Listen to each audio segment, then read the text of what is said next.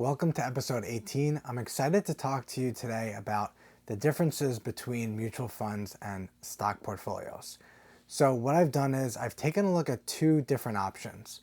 One mutual fund, which I have in front of me, the ticker symbol is FDGRX, and that stands for Fidelity Growth Company Fund.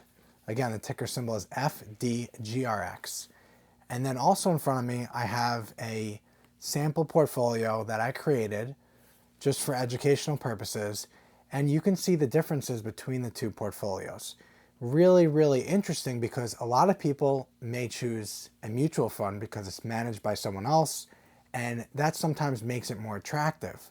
Now, of course, if you can make an amazing return and feel confident with your investments, there are plenty of great opportunities out there, but I challenge you to look at things a little differently.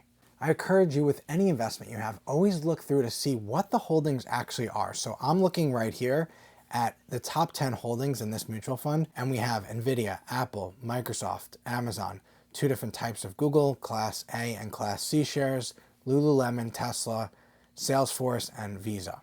Now, these 10 stocks make up about 54% of the entire fund. What's really interesting though is when we break down the correlations between these top stocks, we notice something really fascinating. And I'm gonna walk you through a little bit of what I've seen kind of behind the scenes that's not really talked so much about. And I will let you know, the annualized performance over the past 5 years on this fund has been pretty strong at about almost 14%.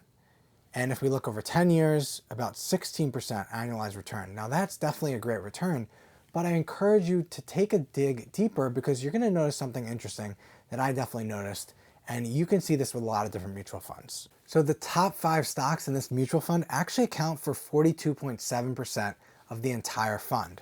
These stocks, Nvidia, Apple, Microsoft, Amazon, and Google, collectively, they make up 42.7%. What's fascinating is when we look at the correlation of negative returns, we notice something interesting. So if we look at Nvidia and Apple, correlation on negative returns is about midline, it's 0.5. But if we look at Nvidia and Microsoft, the correlation is 0.68. So it's showing that those two on negative returns are, I would say, almost highly correlated. And we go a step further, Nvidia and Amazon, 0.84. That means for negative returns, if we look at the past 5 years of data, we're noticing that a large percentage of the time, Nvidia and Amazon are highly correlated from negative returns. Now, why don't we want to see this? Well, the problem with this is, could you imagine stock A is down, stock B is also down, stock C is down. You're going to notice a common pattern. Your portfolio may go from $5 million to $4.5 million, $4 million within a month or 2 month time period because you have stocks that are highly correlated on the downside with each other. Now, a lot of models look at a Sharpe ratio, which is looking at both the upside and downside, but I personally like to look at the downside more because it shows you what's going on from a risk perspective. You 100% always want to look at the returns of the portfolio. You want to project and see what you think the returns will do over the next 5 years, 10 years, because you're basing that on the fundamentals of a company. But you also want to look at these downside negative returns and how they correlate, how they work together or don't with the other stocks in your portfolio. So I'm looking at this mutual fund and there's actually 545 total holdings. So these top 10, while they make up 54% of the portfolio, there's a ton of other investments in here that make up just a fraction. And personally, I don't think that is the best use of your investment dollars. The reason for it is this. You're at the end of the day trusting someone else to manage a portfolio for you. You totally have the ability to take the knowledge you have by learning about the stock market, acquiring the right knowledge, understanding the fundamentals, leveraging your own industry expertise to choose 3 to 7 very strong large cap stocks that you believe strongly in and you see the future of where they're going. Why I believe this is more powerful, to show you the comparison between this mutual fund and another portfolio. So in this sample portfolio, we have 5 stocks: Apple, Eli Lilly, Costco, AutoZone, and Deere and Company. These 5 stocks are in different sectors. And if we look at the downside correlation of these 5 stocks, we notice something really interesting. A lot of the correlation, we're again looking at the negative returns over the past 5 years on a monthly basis. And a lot of these returns are actually either low or negatively correlated. So what does that mean? So when we look at a company like Apple and Eli Lilly, we see that they have a negative 0.68 downside correlation. What does this mean? On the downside, we're not going to see Apple and Eli Lilly all the time dropping large amounts or having large negative returns every month. There'll be times, of course, they both fall at the same time. But for the most part, when Apple is down a lot, Eli Lilly is not going to be down a lot, and vice versa. And why is that an amazing thing? Because we're looking at the downside of a portfolio. We don't want our portfolio going from $10 million to $8 million within a month or two. We want it to ride a more consistent path, especially on the downside, especially when we hit a recession or tough economic times. Looking at the downside correlation of these 5 stocks, I'm noticing that a lot of these negative correlations are actually either fairly low or negative. So what does that mean? When there's a low correlation, it means the company's prices, their returns are not moving so much with each other. They're kind of independent, which isn't a bad thing. Or when they're highly negatively correlated, it's showing, like we saw here with Apple and Eli Lilly, that they're moving in different directions. So what that's showing is they're not going to be both negatively impacting your stock portfolio very often. And this is really critical for your success as a long-term investor. This is critical to help you protect your wealth.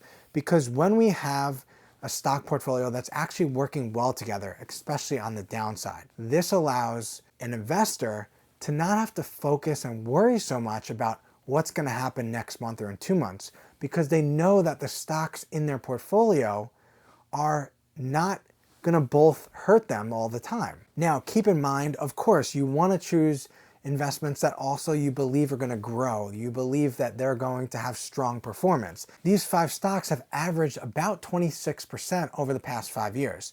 So when we look at a risk-adjusted return perspective, because of this negative correlations and low correlations on the downside, what we're noticing actually is the downside risk of this portfolio, if we had a 20% weight in each stock, the 5 stocks I mentioned, Apple, Eli Lilly, Costco, AutoZone, and Deere, we're looking at a downside risk around 6.2%. For perspective, the S&P 500 downside risk is about 11.4% over the same 5-year time period from 2018 through 2023. What happens here is we have a fairly strong risk-adjusted return using the Sortino ratio as a result of what I just talked about with these negative correlations. The risk-adjusted return using the Sortino ratio in this portfolio that I just mentioned would be about 3.3. For comparison, right now over the same time period, S&P 500's risk-adjusted return using the Sortino ratio is about 0.24.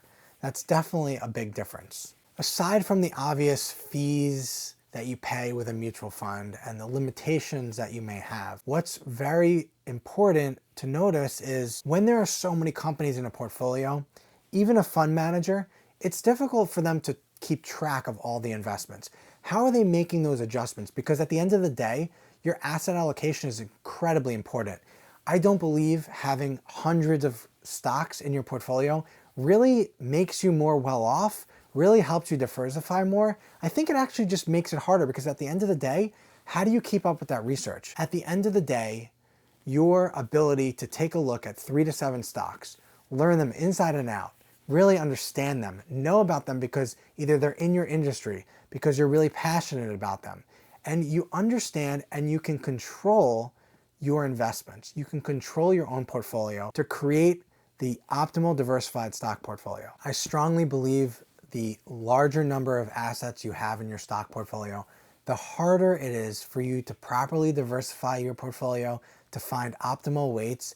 At the end of the day, when something has 0.15 or 0.1% weight in your portfolio, the impact of that long term, when you have all these little companies with these small amounts, it's very hard to actually quantify and also to feel justified by your research. Are you going to put less research into that company because it only has a small amount. Well, all these small companies, if you're not doing the same amount of research because it's not making up the same larger percentage of your portfolio as Nvidia or Apple, well, why are you investing into it anyway then? And this is the problem that I have with a lot of larger funds, mutual funds, index funds, because I think it's really important to understand the individual assets in your portfolio very, very well. To protect your wealth, you definitely want to find stocks that have negative or low correlations when we're looking at negative returns. And you also want to find a strategic asset allocation, finding a good balance of the percentage weights of each stock in your portfolio. I believe that you can have too many stocks in a portfolio. And of course, you could have too little if you're not properly diversified too, but that's why it's important. Look for stocks in different sectors. You want to find these stocks that work well together so they're not just falling at the same time. There are certain strategies that we teach inside Protect Your Wealth that will help you learn how to secure a strong, optimal, diversified stock portfolio to maximize your returns and minimize your risk. This is how you protect your wealth and amplify your impact to create generational legacies. Thanks for listening. Make sure you like, subscribe, and rate the podcast, and listen everywhere you get podcasts. Have a great day.